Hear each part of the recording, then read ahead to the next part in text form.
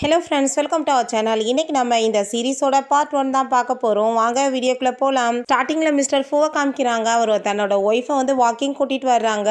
அப்போ அந்த பொண்ணு நான் இப்போ ரொம்ப குண்டாயிட்டில்லன்னு சொன்னதும் அதை பற்றியெல்லாம் கவலை இல்லை, ப்ரெக்னெண்ட்டாக இருக்கும்போது நீ வாக் பண்ணாதானே ரொம்ப நல்லது அப்படின்றத சொல்லிட்டு உன்னை ஒரு அழகான ஃபோட்டோ எடுப்போம் அப்படின்றத சொல்லிட்டு அங்கே நிற்க சொல்லிட்டு இருக்காரு.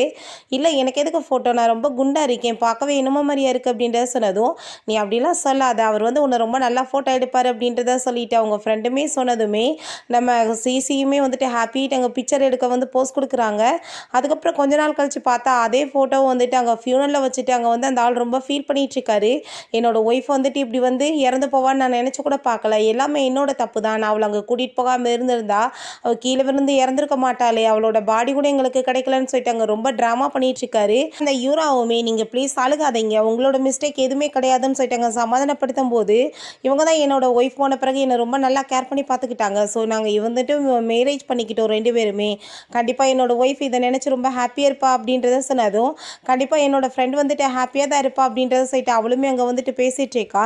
அந்த டயத்தில் அங்கே சீசுன்னு சொல்லிட்டு ஒரு பொண்ணை காமிக்கிறாங்க. இவ தான் நம்மளோட ஹீரோயின். அங்கே ஃப்ளார்ஸ்லாம் கொண்டு அங்கே வச்சுட்டு இங்கே ப்ரே பண்ணிட்டு இருக்கா. அப்போ அந்த ஃபோட்டோவை பார்த்து நீ என்னமோ இறந்து போயிட்ட, பட் நான் திரும்ப ரிட்டர்ன் உனக்கு ரிவெஞ்ச் எடுக்கிறதுக்காக தான் வந்திருக்கேன் அப்படின்றத சொல்கிறா. அப்போ தான் என்ன விஷயம்னு காமிக்கிறாங்க. அங்கே சிசி அவங்க ரெண்டு பேரும் தான் அங்கே கொலை பண்ணியிருக்காங்க போல் தள்ளிவிட்டு. ஸோ அவள் இறந்து போயிட்டான்னு சொல்லிட்டு ஹாப்பியாக இருந்திருக்காங்க. பட் அவங்க அடிபட்டு கிடக்கும்போது அங்கே ஒரு ஸ்ட்ரேஞ்சர் பர்சன் அங்கே நம்ம சிசியை காப்பாற்றிருக்காங்க. அதுக்கு ரொம்ப இன்ஜுரியான வாசி அவளோட ஃபேஸையுமே சர்ஜரி பண்ணி மாற்றிருக்காங்க. ஸோ நல்லா ட்ரைனிங் எடுத்து அங்கே உடம்புலாம் ஸ்லிம் ஆக்கி இப்போ அங்கே சிசி தான் வந்திருக்கா திரும்பவுமே ரிட்டர்ன் அவங்கள பழி வாங்குறதுக்காக.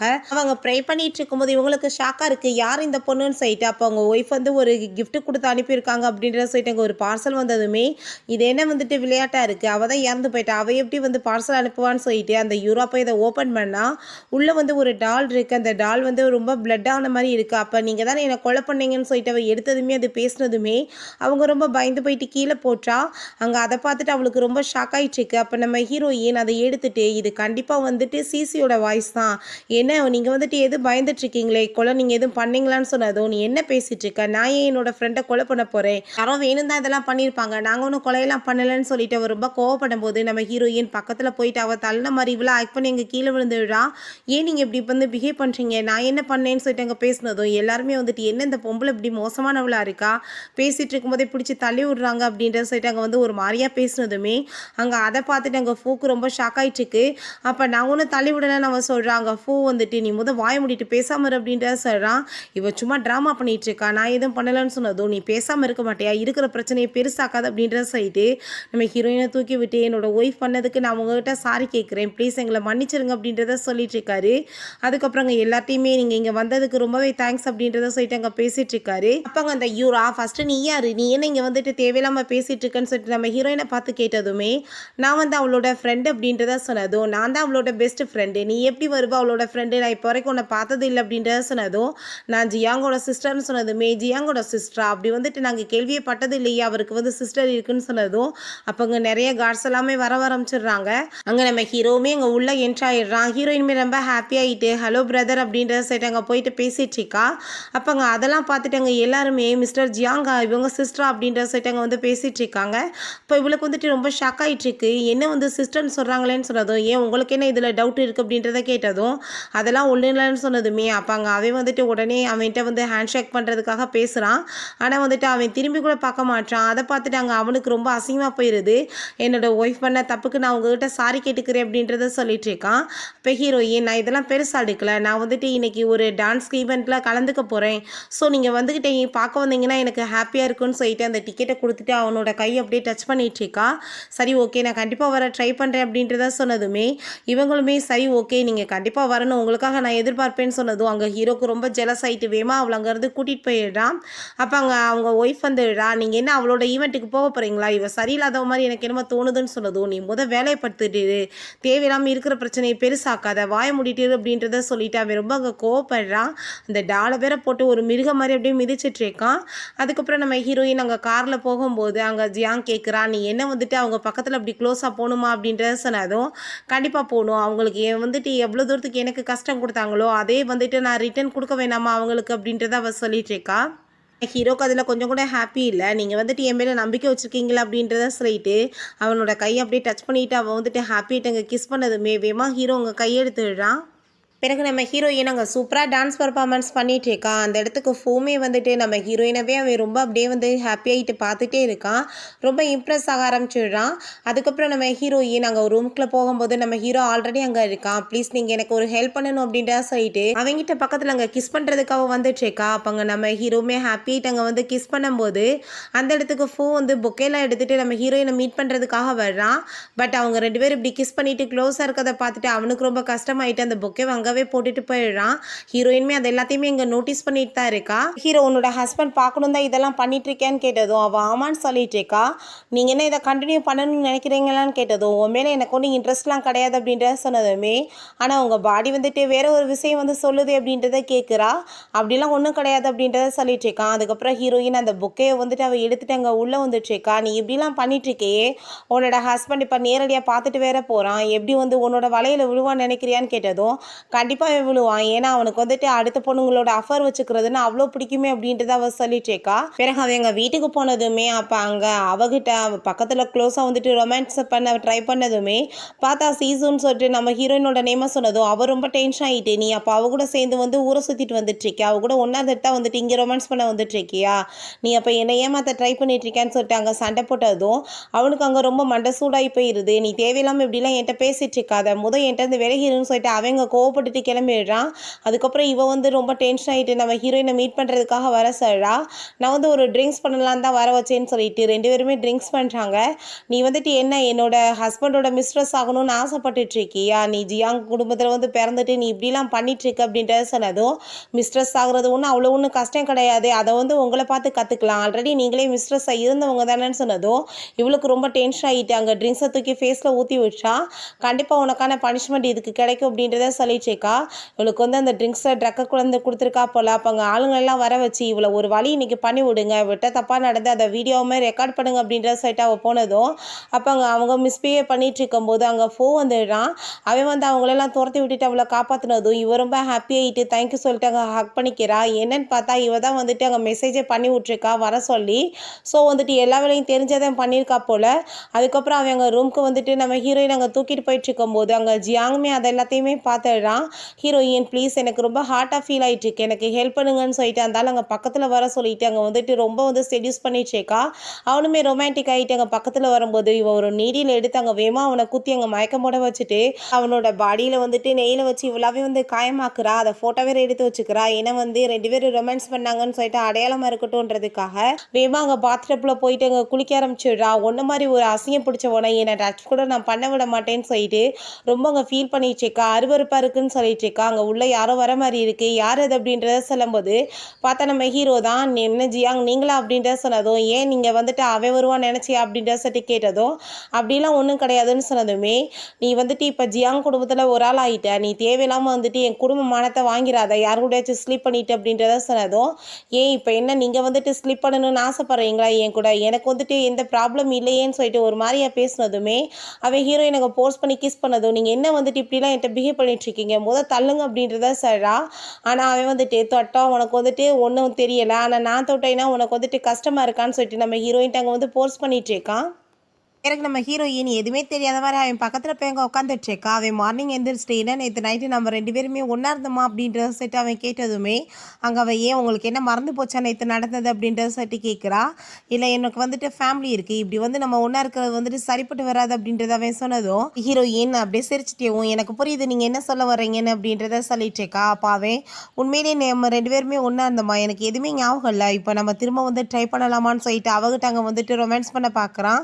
அப்போ யூரா வந்து கால் பண்ணிடுறா. உடனே அவன் அட்டன் பண்ணதுமே எங்கே போனீங்க நைட் எல்லாமே, நீங்கள் வீட்டுக்கு வாங்க அப்படின்றத சைட் அங்கே வந்து கூப்பிட்டுச்சேக்கா. அப்போ நான் வந்து என்னோட ஒய்ஃபை மீட் பண்ணுறதுக்காக போகணும் அப்படின்றத சொன்னதும் போயிட்டு வாங்க எனக்கு ஒன்றும் பிரச்சனை இல்லையேன்னு சொல்லிட்டு அவள் காலத்துக்கு பின்னாடி இருக்க அந்த காயத்தை காமிச்சதுமே இவன் வந்துட்டு யோசிச்சுட்டே நீங்கள் இப்போ என் கூட சேர்ந்து கிளம்பி வாங்க அப்படின்றத சொல்கிறான். பிறகு அங்கே உள்ள மியூசிக் ஓடிட்டு இருக்கும்போது அங்கே யூரா வந்துடுறா. ஆல்ரெடி நான் மியூசிக் டீச்சரை தான் வேலையை விட்டு தூக்கிட்டேனே, இப்போ என்ன உள்ள சவுண்டு கேட்டுட்ருக்கு அப்படின்றத செட்டு கேட்டதுமே உள்ள மாஸ்டர் வந்து கூப்பிட்டுட்டு வந்திருக்காரு அப்படின்றத சொல்கிறாங்க. அதுக்கப்புறம் உள்ளே போய் பார்த்தா நம்ம ஹீரோயின் அங்கே சூப்பராக வந்து டான்ஸ் சொல்லிட்டு கொடுத்துட்ருக்கா. அப்போ அங்கே அதெல்லாம் பார்த்துட்டு அவர் ரொம்ப டென்ஷன் ஆகிட்டு வேகமாக வந்து நம்ம ஹீரோயினை உன்னை யார் இங்கே வர சொன்னதுன்னு சொல்லிட்டு கேட்டதும், உன்னோட ஹஸ்பண்ட் தான் என்னை வந்துட்டு டீச்சிங் பண்ண கூப்பிட்டாரு அப்படின்ற சொன்னதும், நீ ஒன்றும் தேவை கிடையாது, இங்கேருந்து போ அப்படின்ற சொல்லிட்டு ரொம்ப இன்சல்ட் பண்ணிட்டுருக்கா. அப்போ அங்கே அவன் வந்து ரொம்ப கோவப்பட ஆரம்பிச்சிடுறான். உனக்கு டான்ஸ் தெரியுமா இல்லை எனக்கு தெரியுமா, எதுக்காக நீ இப்படி பண்ணிட்டுருக்க, மரியாதையோட வா இங்கேன்னு சொல்லிட்டு இழுத்துட்டு போயிடுறான். அதுக்கப்புறம் இந்த குழந்தை உண்மையிலேயே நீங்கள் ரொம்ப சூப்பராக டான்ஸ் ஆடினீங்க அப்படின்றத சொல்லிட்டு ரொம்ப பாராட்டிட்டுருக்கா. உங்களை வந்துட்டு எனக்கு ரொம்ப பிடிச்சிருக்குன்னு சொல்லிட்டு நம்ம ஹீரோயினுக்கு அந்த குழந்தைய பார்த்துட்டு ரொம்ப எமோஷனல் ஆகிட்டுருக்கு. ஏன்னா வந்து இவளுமே கன்சீவாக இருந்தா, பேபி பிறந்திருக்கும். பட் வந்துட்டு அவன் வந்து தள்ளி விட்டதுனால அந்த குழந்தையுமே இறந்து போச்சு. அதை நினச்சி அவள் ரொம்ப அங்கே ஃபீல் பண்ணிகிட்ருக்கா. அங்கேயுமே வந்துட்டு அந்த யூரா நான் வந்துட்டு அவளை இங்கே இருக்க விட மாட்டேன், மரியாதையோட கூட்டிகிட்டு போங்க அப்படின்றத சொன்னதுமே, நான் குழந்தைக்காக கூட்டிகிட்டு வந்திருக்கேன், எதுக்காக இப்படி பாடாப்படுத்திட்டு இருக்கேன்னு சொன்னதும், குழந்தைக்காக நீ ஒன்றும் கூட்டிகிட்டு வரல, நீ உனக்காக தான் கூட்டிகிட்டு வந்திருக்க, நீ என்ன எனக்கு வந்து துரோகம் பண்ணிட்டு அவ கூட அஃபர் வச்சுக்கலான்னு பார்த்துட்ருக்க, நைட்டு ஃபுல்லாக வந்துட்டு யார் கூட போய் ஊரை சுற்றிட்டு வந்திருக்க, கழுத்தில் என்ன காயமாக இருக்குன்னு சொல்லிட்டு அங்கே வந்து கேட்டதும், உன் தொல்லை தாங்க முடியல விடுன்னு சொல்லிட்டு போனதுமே, நீ என்னை வந்து சீட் பண்ணிகிட்ருக்கியா, கண்டிப்பாக நான் உன்னை சும்மா விட மாட்டேன்னு அவள் சொல்கிறா. பிறகு அங்கே யூரா வந்துட்டு இருக்கும்போது நம்ம ஹீரோயின் வேணுன்னே அங்கே போய் இடிச்சதுமே அங்கே ஃபோன் வந்து கீழே விழுந்துருது. அவள் அந்த ஃபோன் எடுத்து பார்க்கும்போது அவங்க ஹஸ்பண்டு கூட வந்துட்டு இருக்கிற பிக்சர் மாதிரி இருந்ததுமே அதை பார்த்துட்டு அவள் ரொம்ப டென்ஷன் ஆகிட்டு கோவப்பட்டு கணத்தில் அரைஞ்சிடுறா. நீ அப்போ நைட்டு என் ஹஸ்பண்ட் கூட இருந்தியா அப்படின்றத சொல்லிட்டு நம்ம ஹீரோயின் அப்படியே வில்லத்தனமாக அப்படியே சிரிச்சிட்ருக்கா. அங்கே அதெல்லாம் பார்த்துட்டு பண்ணுற தப்பெல்லாம் பண்ணிவிட்டு சிரிக்க வேற செய்கிறியா அப்படின்றத சொல்லிட்டு அவள் ரொம்ப அங்கே கோவப்பட்டுட்டு இருக்கும்போது அந்த டயத்தில் அங்கே ஃபோன் வந்துட்டுருக்கான். அவனை பார்த்துட்டு உடனே இவள் ட்ராமா பண்ணிவிட்டு ரொம்ப ஃபீல் பண்ணி அழுக ஆரம்பிச்சிடுறா. நான் என்ன தப்பு பண்ணேன், உங்கள் ஒய்ஃப் வந்துட்டு எதுக்காக வந்துட்டு என்னை இப்படி ஹேட் பண்ணிட்டு இருக்காங்க அப்படின்றத சொல்லிட்டு அங்கே திரும்ப அவன் வந்துட்டு நடிக்கிறேன்னு சொல்லிட்டு அடிக்க வந்ததுமே பூ பிடிச்சி அவளை அடித்து தள்ளி விட்டுட்டு தேவையில்லாமல் இப்படி வந்து ப்ராப்ளம் பண்ணிட்டு இருக்காத, எதுக்காக நீ இப்படி தொல்லை பண்ணிட்டு இருக்கான்னு சொன்னதும் அங்கே யூரா வந்து கோவப்படுறா. நீ என்ன நினச்சி இதெல்லாம் பண்ணிட்டு இருக்க, கண்டிப்பாக நான் உன்னை சும்மா விட மாட்டேன் அப்படின்றத சொல்லிட்டு இருக்கா. தள்ளி போய் தொல்லை அப்படின்றத சொல்லிட்டு அங்கேருந்து அவளை கூட்டிகிட்டு போனதுமே இவ ரொம்ப டென்ஷன் ஆகிட்டாங்க. காட்ஸை கூப்பிடுறா. நான் வந்துட்டு பார்க்க செக்ஸியாக இருக்கேனா இல்லையா அப்படின்றத கேட்டதுமே, நீங்கள் ரொம்ப பார்க்க அழகாத மேடம் இருக்கீங்கன்னு சொன்னதும், அப்போ நீ வந்துட்டு என்னை வந்து ஹாப்பி பண்ண வேணாம், என் பக்கத்தில் வா அப்படின்றத சொல்லிட்டு அங்கே அவன் கூட சேர்ந்து இவன் வந்து ரொமான்ஸ் பண்ணுறதுக்கு ட்ரை பண்ணிடுறா. ஃபோனில் அவங்க ஹஸ்பண்டு கூட சேர்ந்து ஒன்றா இருக்க ஃபோட்டோ வந்ததுமே பாரு இவன் வந்துட்டு என்ன வேலை பண்ணிகிட்ருக்கா, நீ இவளை நான் சும்மா மட்டும் விட மாட்டேன்னு சொல்லிட்டு அவன் கூட சேர்ந்து அவங்க வந்து தப்பு பண்ண தொடங்க ஆரம்பிச்சிடுறா. பிறகு இவன் வந்துட்டு வீட்டுக்கு கூட்டிகிட்டு போய் விடும்போது அங்கே நம்ம ஹீரோயின் அவன் கிஸ் பண்ண அவன் ட்ரை பண்ணிகிட்ருக்கான்.